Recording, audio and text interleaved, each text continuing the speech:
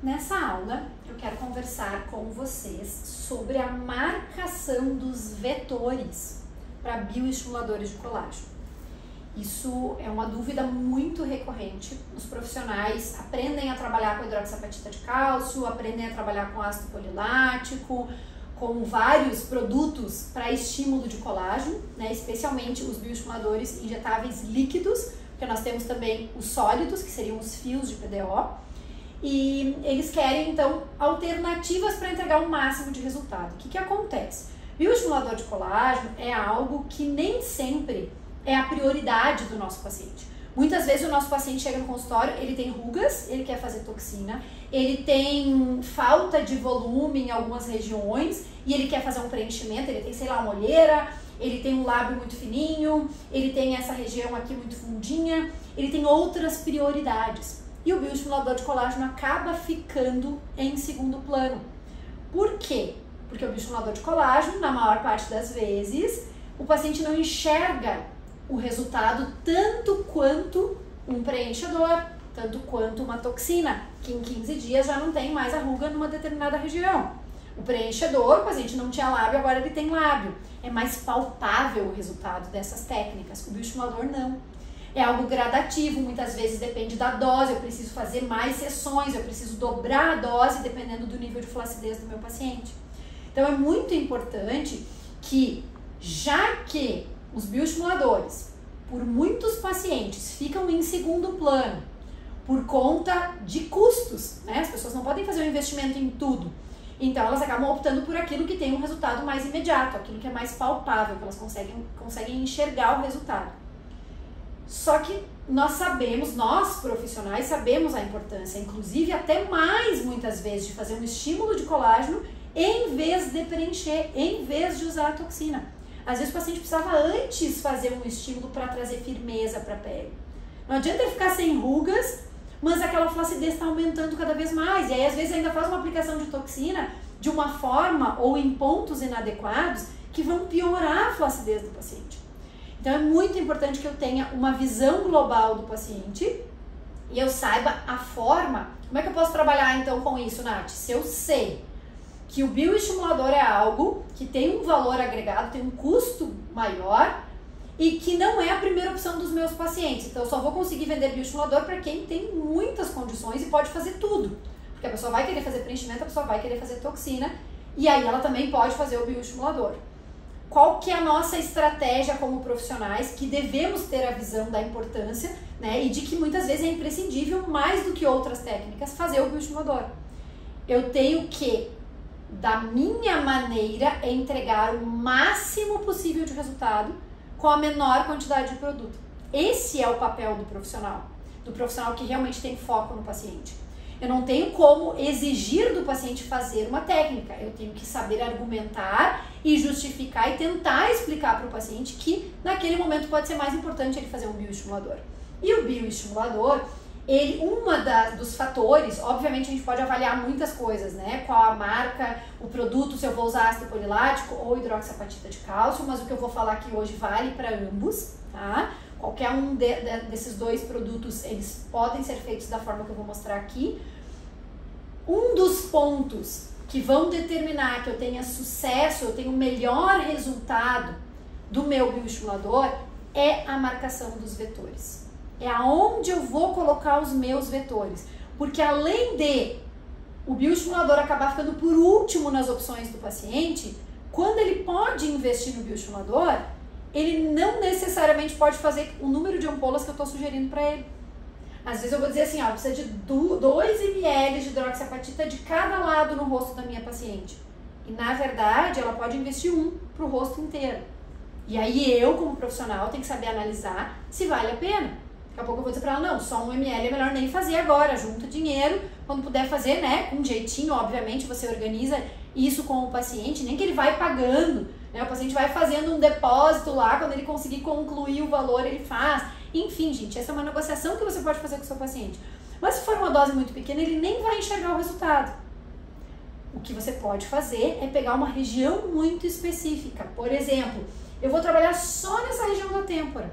Eu vou trabalhar só nessa região aqui do corpo e ramo da mandíbula. Eu vou trabalhar nessa partezinha que acumula e forma a minha marionete, eu vou trazer firmeza para essa região. Claro que o ideal é trabalhar toda a lateral da face, mas às vezes o paciente não vai poder. E dependendo da estratégia do seu planejamento, você pode pensar em tratar uma região para poder começar o tratamento. Então, o que eu quero te mostrar nessa aula de hoje é como que nós vamos marcar os vetores para ter o máximo de resultado, mesmo que eu tenha pouco produto, certo? Então, isso é muito importante que vocês tenham essa visão. Então, pode virar um pouquinho teu rostinho assim, Kátia. O que eu marquei aqui? Aproximadamente a região dos meus ligamentos de retenção da face, dos principais, que a gente traça aquela linha, né? E eu tenho que essa área para trás dos ligamentos de retenção é uma área que vai me dar o maior efeito lift possível. Por quê? Porque para frente dos ligamentos de retenção, por justamente não ter mais a ação desses ligamentos, o que eu colocar aqui no rosto do paciente vai pesar. Então, se eu colocar um bioestimulador que vai gerar um peso pelo diluidor ou o próprio volume do próprio bioestimulador, eu posso trazer um volume numa região que vai pesar ainda mais. Eu não quero isso. Eu quero estimular o colágeno e trazer tudo que for possível de efeito lift. Então, tudo que eu aplicar para trás dos ligamentos vai me dar um resultado melhor. Então, esse eu já parto desse princípio que meu bioestimulador que eu selecionar para o paciente será aplicado daqui para trás. Mas como, Nath, que eu marco os vetores? Eu faço um ponto aqui em cima e aplico para baixo, eu faço um ponto aqui e aplico para cá, depende da região que eu quero atingir, né? Então, eu gosto muito de entender aonde que está a maior necessidade do meu paciente. Como que eu faço isso, Nath? Eu puxo o tecido. Eu venho aqui atrás, ó, dessa região e eu puxo. Se eu puxar essa região aqui da têmpora, o que eu tenho de lift no rosto da paciente? Praticamente nada. Quando eu faço esse movimento, eu traciono essa região. Ah, é bom, mas é isso que eu vou ter de resultado. Se eu puxar nessa região, o que eu tenho? Olha a quantidade que sobra aqui, ó, de tecido. Aqui eu consigo já um resultado melhor. E se eu puxar assim, ainda mais tecido sobra aqui atrás. E se eu puxar aqui assim, nesse sentido? Entende? Façam esse teste antes, gente. Não sai falando, aqui ela tem flacidez, então eu vou encher de bioestimulador ali. Sim, na região que tem flacidez, o bioestimulador ele não vai agir à distância, tá? Se eu fizer aqui, ele não vai agir na testa, ele não vai agir no pescoço, ele vai agir aonde eu apliquei. É ali que eu vou ter um maior estímulo de colágeno. O que eu posso fazer? Entender, além disso, de aplicar pontualmente aonde tem uma maior necessidade, eu também quero entender aonde que ele faz mais efeito lift. Então, geralmente, na região aqui do zigomático, é uma boa estratégia de aplicação quando eu não tenho uma dose muito grande. Então, eu seleciono, às vezes, um pontinho aqui, no meio do caminho, né? E faço vetores, muitas vezes, aqui para baixo. Toda essa região para eu fazer um efeito nesse sentido. E eu posso fazer também nesse sentido aqui, ó. Muitas vezes eu uso o mesmo ponto de entrada para cá. Por quê? Porque, Nath, se aqui eu testei, ó, e nem parece que deu muito efeito lift. Claro, se eu puxar aqui em cima, né, dá. Por quê? Porque quando essa região aqui tá mais firme, ela sustenta toda a face. Então, a região da têmpora é super importante de você englobar nos seus vetores de planejamento para bioestimuladores de colágeno, tá? Outro ponto, Nath, eu tenho só uma ampola, 1 ml, digamos, tá? De hidroxiapatita de cálcio para injetar nessa minha paciente. Se eu só tenho 1 ml, muitas pessoas pensam assim, vou diluir, vou colocar mais 9 ml de soro. Aí eu vou ficar com 10 ml no total, eu vou fazer 5 ml desse lado, 5 ml daquele lado lá. Será que esse paciente vai ter resultado? Não. Ela tá diluída, ela tá super, praticamente nada concentrada.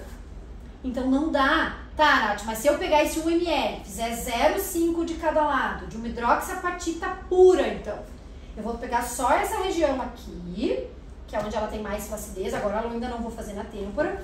Vou aplicar nessa área aqui os meus vetores, né? fiz 0,5 de um lado, vou fazer 5 tracinhos ou 10 tracinhos, 0,5 cada um. Ok, Nath, coloquei nesse lado e naquele lado. Pura, porque daí vai dar mais resultado. No rosto da Kátia, eu não ia ter problema, porque a Kátia tem uma face magrinha, que vai gerar volume. É pouquinho 0,5. Vai ser dividido em toda essa região, mas um paciente que já tenha, digamos, um volume facial super grande, já super bochechuda, tem bastante gordura na face, e eu vou aumentar mesmo que só 0,5, o paciente não vai gostar do resultado, não vai adiantar. Então eu preciso pesar esses dois pontos sempre que eu for fazer a definição dos meus vetores para bioestimulador de colágeno. Tá? Então isso é super importante. Na hora de marcar os vetores, eu preciso pensar tudo isso. Primeiro, quanto que eu tenho de produto? Quanto que o paciente pode investir? Depois que eu analisei a qualidade da pele, a flacidez, eu vou definir o que seria o ideal. Eu defino o que é o ideal para minha paciente. Definir, no caso da Kátia aqui, que ela não tem super flacidez, ela não tem problema de volumizar mais um pouquinho, se for o caso. Mas no caso da Kátia, eu indicaria 1 ml para cada lado, só para a gente trazer mais firmeza. Já começa a ter um pouquinho de flacidez, um pouquinho de quedas. Ela é jovem ainda, mas ela já começou a perder colágeno. Depois dos 25, a gente já começa a diminuir a nossa produção. Então, eu já posso repor isso para ela. Eu sugeriria para ela uma ampola de cada lado, talvez uma sessão seria suficiente. Se ela fizer isso uma vez por ano, tá ótimo. Vamos acompanhando, obviamente, os resultados dela. Mas eu daria uma ampola para cada lado. Só que aí a Kátia pode me devolver dizendo, não, doutor, eu não posso. Eu posso fazer só 1 ml. E aí, se eu vou fazer só 1 ml, eu vou definir qual a região que eu vou aplicar. Então, no caso da Kátia, eu faria nesse sentido aqui, que é onde eu enxergo que tem mais tracionamento, né? Então, provavelmente eu faria um pontinho nela aqui, ó. E os meus vetores para cá. Sempre considerando lá os meus pontinhos, né, gente? Esse aqui ficou muito pra frente. Aqui, ó. Meus ligamentos, tá? Esse aqui é um pouquinho mais pra frente. Mas eu não quero passar da minha linha dos ligamentos. Pra trás, eu poderia fazer aqui os meus vetores de aplicação. Se eu tenho 0,5, se eu tenho 1 ml, tá? A Kátia só pode investir 1 ml. Eu vou usar meio ml de hidroxiapatita aqui no nosso exemplo para cada lado. Se eu fizer 1 para 3, por exemplo, a diluição, eu vou ter o que é 1 para 3, Nath? É a proporção que eu estou diluindo. Então, eu tenho 1 ml de hidroxiapatita para 3 ml de diluente, que pode ser vários tipos de diluentes, pode ser peptídeos, pode ser alguma mescla, pode ser soro fisiológico, estéril, depende. Digamos que eu usei o soro mesmo, tá? Eu vou colocar lá aqueles 3 ml de soro mais 1 de hidroxiapatita, eu tenho um total de 4 ml. Tem um total de 4 ml, eu vou usar 2 ml para cada lado. Lembrando que nesses 2 ml que eu vou usar aqui, eu tenho só meio de hidroxiapatita. Eu não tenho 2 ml de hidroxiapatita, porque ela só podia investir uma ampola. E eu dividi meio para cada lado, tá? Então eu tenho um total, junto com o diluente, que foram 3 ml de diluente, mais 1 de hidroxiapatita, eu tive um total na minha seringa, olhando para a seringa, tem lá 4 ml de produto. Eu vou usar 2 para cada lado. Se eu vou usar 2 para cada lado, como é que eu divido os meus vetores? Eu marquei aqui, tá? Eu tenho 2 ml. Quando eu pego a minha seringa para fazer a minha retroinjeção, dependendo, gente, do comprimento, né? Depende do comprimento do rosto do paciente. Às vezes, numa retroinjeção, largando bem pouquinho o produto, conforme eu vou tirando a minha cânula, eu consigo largar aqui meio ml ou menos, 0,2, eu decido quanto eu quero largar. Então, se eu quero largar só 0,1 na minha seringa, eu tenho 2 ml, eu vou ter 20 vezes 0,1. 0,1 mais 0,1 mais 0,1 mais 0,1, 10 vezes 0,1 dá 1 ml. Mais 10 vezes 0,1 dá mais 1 ml. Então, eu tenho 2 ml. Então eu posso fazer 20, se eu for colocar 0, 1 em cada traço, eu posso fazer 20 traços. Então aqui eu fiz 1, 2, 3, 4, 5, 6, 7, 8. Aí poderia fazer mais um aqui, 9.